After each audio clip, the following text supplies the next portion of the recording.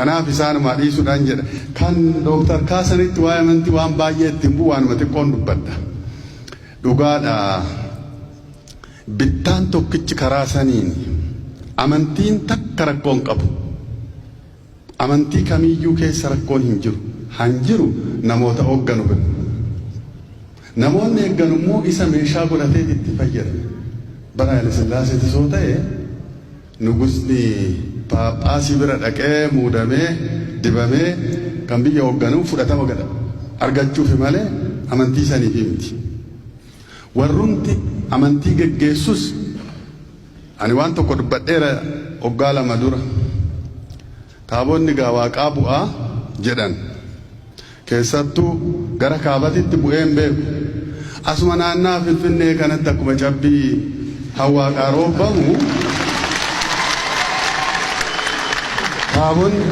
maalumaa fi numa jaalataa Oromoo malee warra kaabaan jaalatu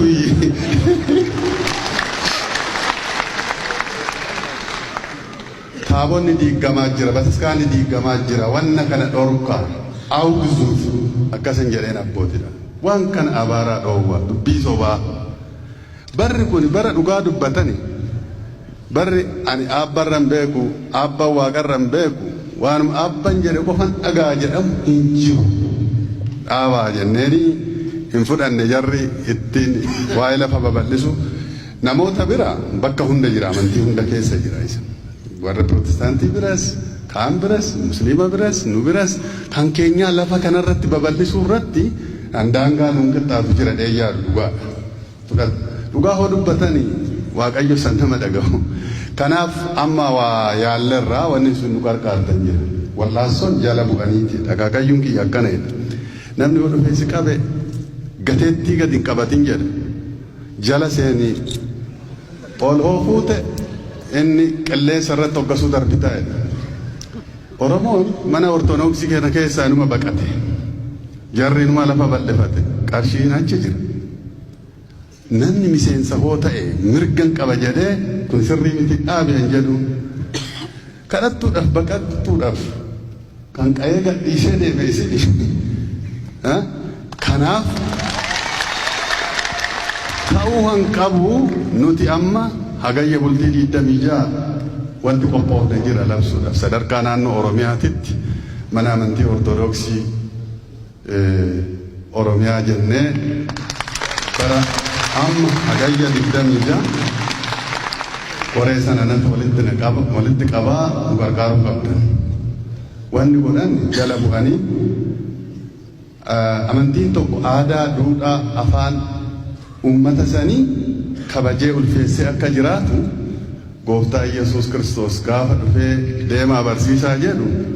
afaan ummataa saniitiin akka barsiistanii jedhe